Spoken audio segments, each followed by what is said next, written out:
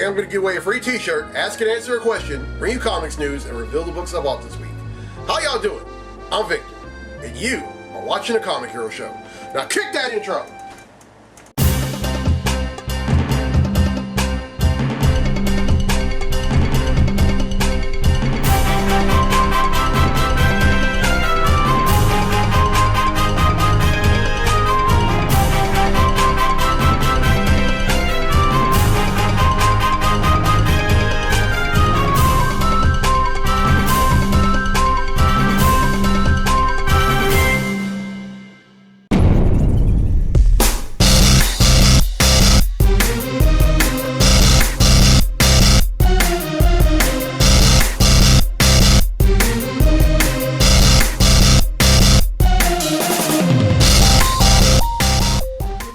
Welcome to this week's edition of the Comic Hero Show. I'm your host Victor Nunley, and I am the Comic Hero.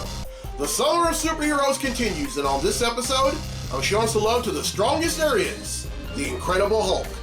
Now, the Incredible Hulk was created by Stan Lee and Jack Kirby and made his debut in the Incredible Hulk #1 in 1962, which also marks the character's 60th anniversary. Now, here's something that you might not know about the Hulk. When Stan Lee and Jack Kirby created the character, it was based off of a news story that they stumbled upon about a woman who was trying to rescue her child from a car, but was unable to do so. But then all of a sudden, just supernaturally lifted the car and rescued her child.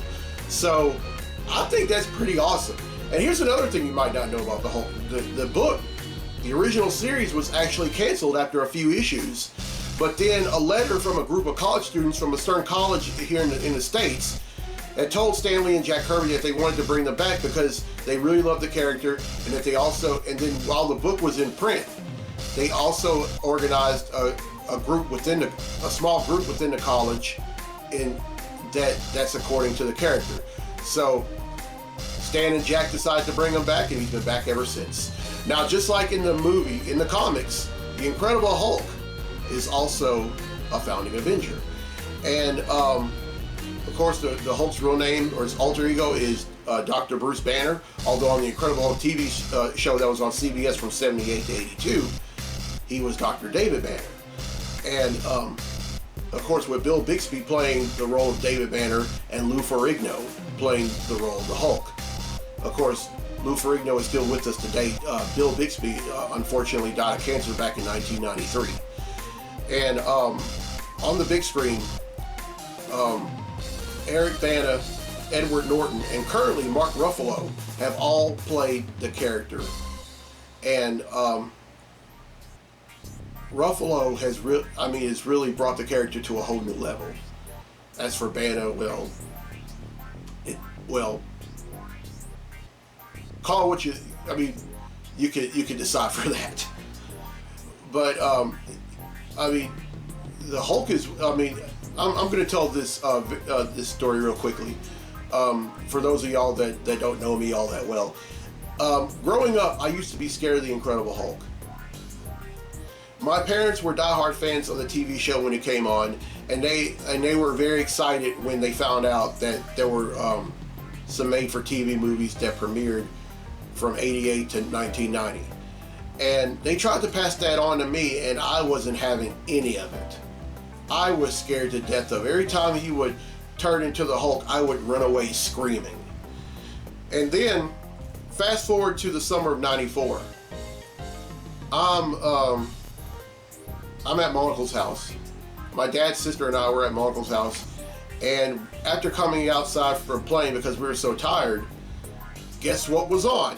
An old episode of the Incredible Hulk TV series that was originally on CBS. They were showing old episodes of it on Sci-Fi, and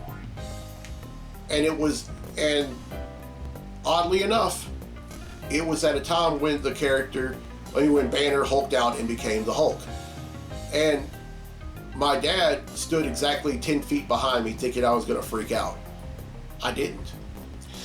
I was watching it, then I was also thinking about all those times that I used to be scared whenever I was younger. And then I looked at him, I said, I'm not scared of this anymore. And then over time, I started watching more episodes of the TV show. Then I started watching the animated series that was in syndication from 96 to 98. And then I started reading the comics soon after. So, there you go. But this is an incredible Hulk Comic Hero tee. And if you would like your very own, you can find them on my website, IamTheComicHero.com, for $20. And I'm speaking of the summer of superheroes. I'm gonna have an announcement regarding 2 of the episodes at the end of the show. But for right now, it's time to give away a free t-shirt.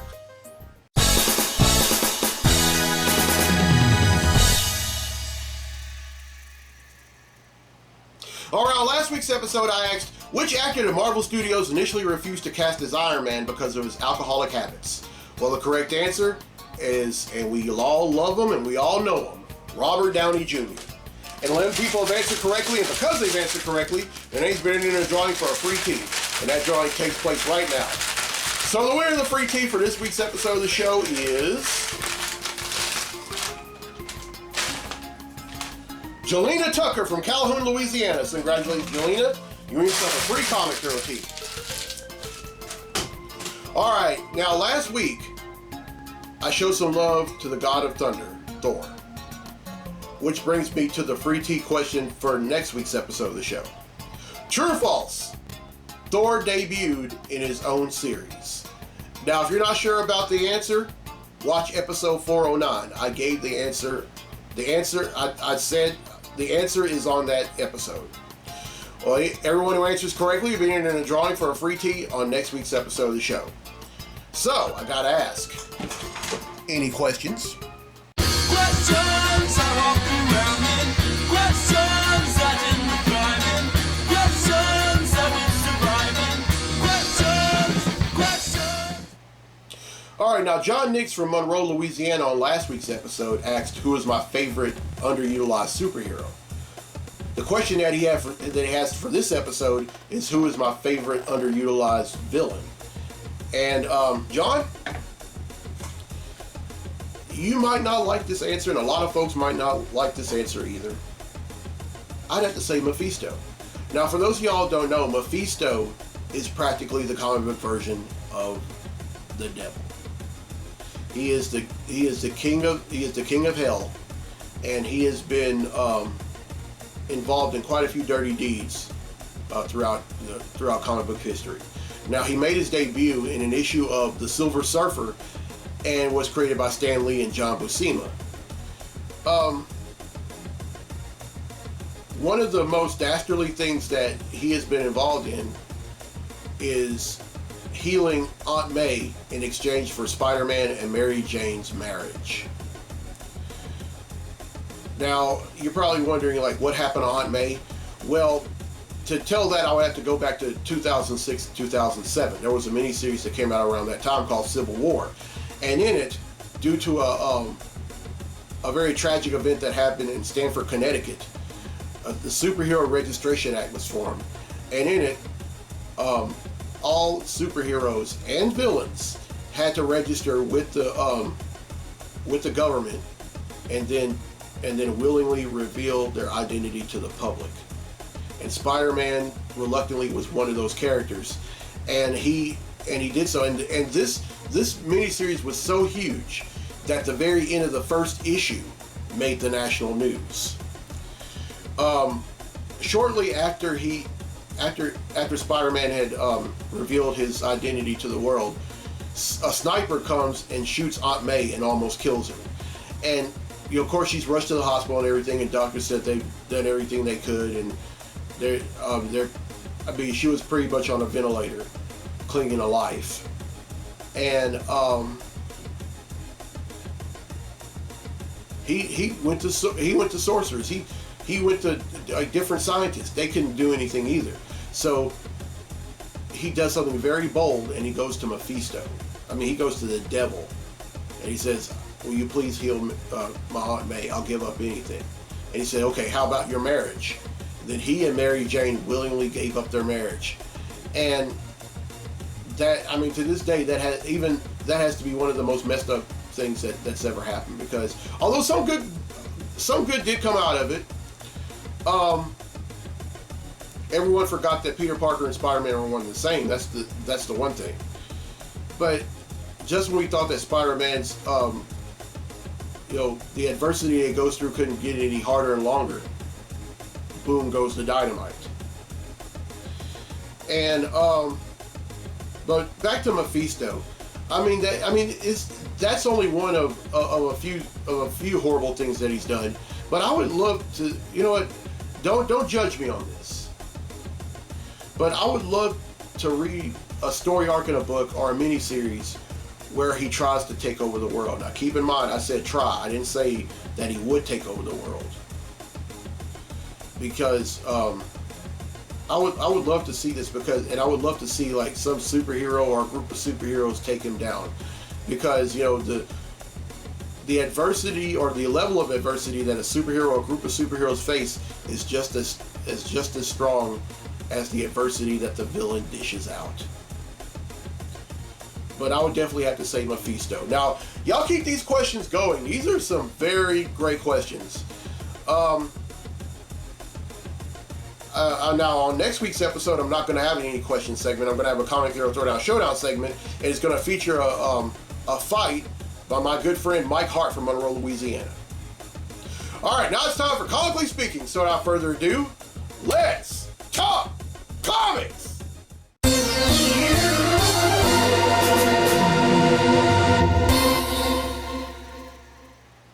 Alright, there are two things I'm going to talk about in this segment of Comically Speaking, and here's the first. Now, I recently read Dark Crisis #1. Now, Dark Crisis is a miniseries that's out for DC, and it follows the tragic events that took place in Justice League number 75, which was, of course, the death of the Justice League at the hands of Pariah, who had controlled the minds of a lot of the most deadliest villains in the DC universe. Well, it starts off with Nightwing delivering a eulogy at the Justice League's memorial service / vigil outside the Hall of Justice. And later on in the book, the John Kent Superman had decided, in loving memory of the Justice League, to form a brand new Justice League. And there are quite a few members, a lot of them turn it down, but then there are some that don't. And some of the members that he ends up getting together for this new Justice League are the Damian Wayne Robin, Supergirl, Blue Beetle, Booster Gold, and the Wally West Flash. And meanwhile, after learning of the Justice League being killed, Deathstroke declares it to be open season. And then he says, okay, I'm going to get together a whole bunch of the deadliest villains in the DC universe, and I'm going to wreak havoc on this world. And the first casualty was Titan's Tower. Now this is the location in New York, not the one in San Francisco. This is the headquarters of the Teen Titans Academy. And the first person they killed, Beast Boy. And let me tell you, I was very angry when I found out about that. But then in the last few pages of Dark Crisis #1, we see Pariah.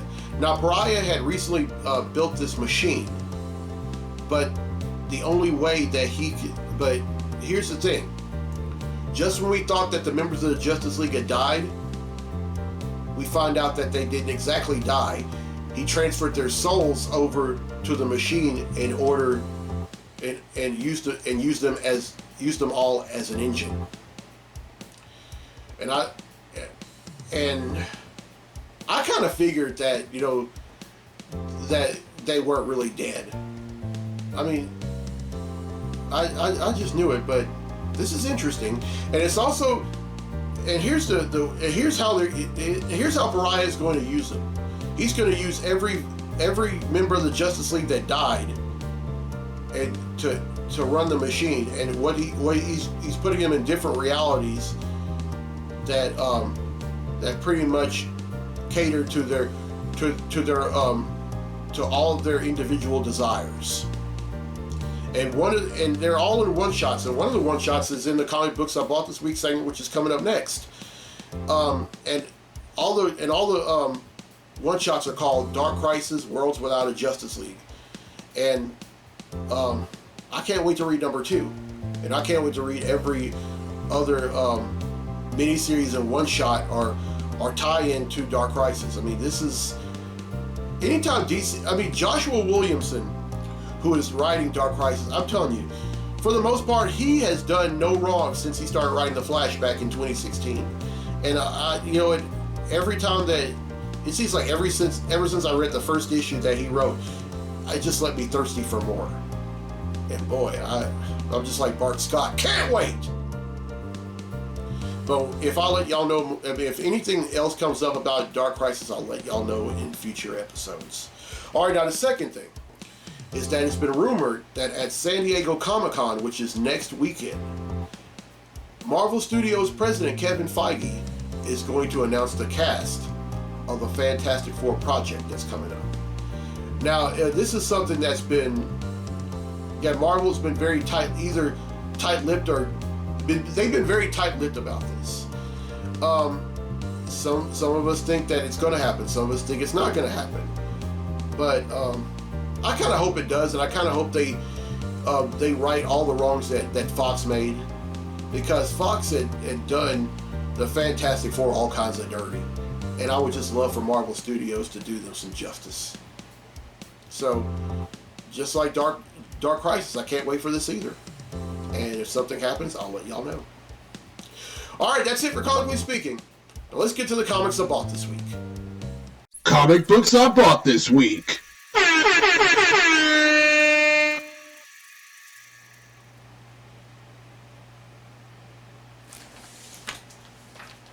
First up is Avengers number 57.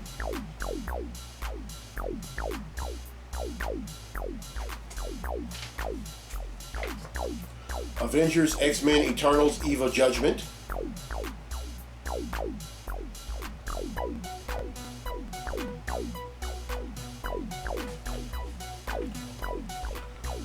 Captain America Sentinel of Liberty number 2.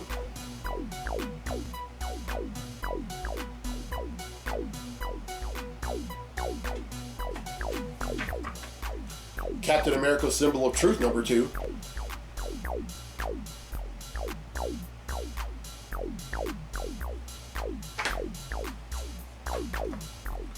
Captain Marvel number 39.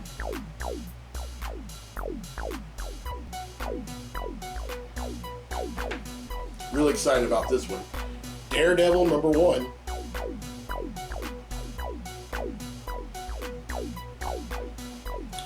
And this was a book I was talking about in the Comically Speaking segment. Dark Crisis Worlds Without a Justice League Superman. And this is the first of many. One-shot stories.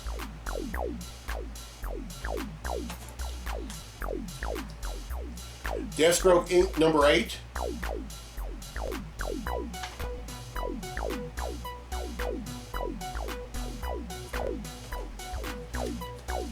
Deathstroke Inc. number 9.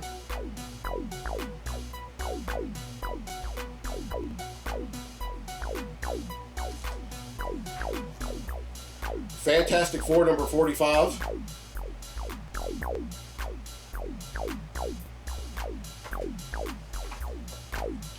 Immortal X-Men number 4.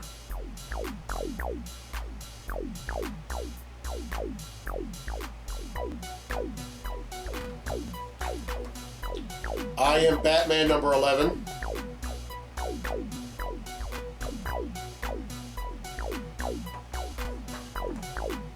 Marauders number 4.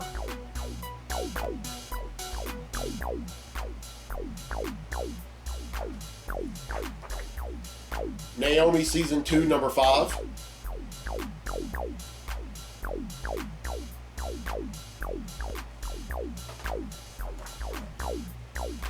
New Mutants number 27.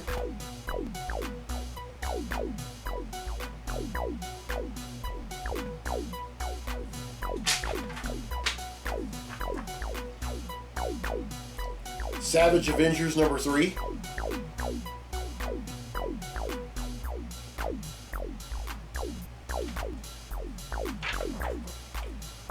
She-Hulk number 4.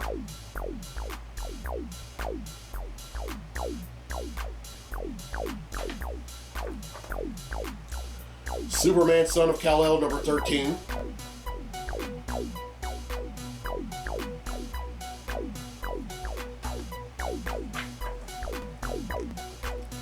Wolverine, number 23.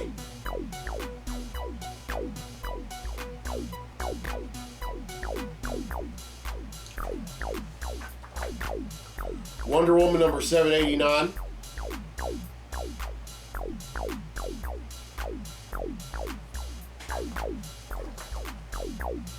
X-Force, number 29.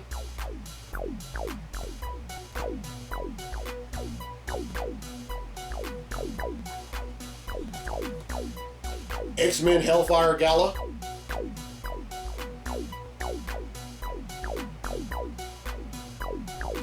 And finally, X-Men Red, number 4.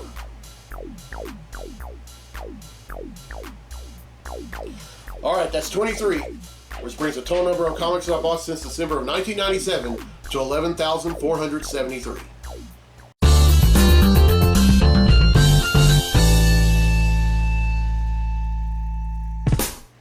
All right, well, I hope y'all enjoyed this week's episode. Here's a question again for a free tee for next week's episode of the show. True or false? Thor debuted in his own series. Now, if you're not sure about the answer, go back to episode 409, which was the episode I did last week. Everyone who answers correctly will be in a drawing for a free tee on next week's episode of the show. And congratulations to Jelena Tucker from Calhoun, Louisiana, who won a free tee on this week's episode. All right, the Summer of Superheroes rolls on, and on next week's episode, which is episode 411, I'm going to show some love to the Amazon Princess, Wonder Woman. Then on episode 412, I'm going to show some love to the Man of Steel, Superman. Then on episode 413, I'm going to show some love to your friendly neighborhood Spider-Man. Now, this year marks the character's 60th anniversary. And then on episodes 414 and 415, and I was just talking about this earlier, this is the announcement that I was talking about regarding those episodes. Those 2 episodes are going to be viewers' choice episodes. And what that means is that y'all have the power to tell me what shirt I'm going to wear, what superhero I'm going to show some love to. And because I've just now started back reading Daredevil, I'm also going to make a Daredevil comic hero tee, and that's going to be one of the choices. So again, y'all have the power. Now, some of the characters that I haven't covered are the Flash, Green Lantern, Deadpool, Gambit, Wolverine, and the Fantastic Four, and X-Men, just to name a few. And those are also going to be choices. So in the coming days, y'all are going to have the opportunity to vote. And then on episode 416, I'm going to end the Summer of Superheroes by showing some love to some real life superheroes. I'm going to raise awareness of spinal muscular atrophy. Now, August is Spinal Muscular Atrophy Awareness Month, and I personally know some young people who are living with SMA, and I know their families. And that's one thing about me. I love raising awareness of different causes. I love reaching out to people and letting them know that adversity is temporary. All right, if you're watching this for the first time on YouTube, welcome. And as soon as you're done, hit subscribe.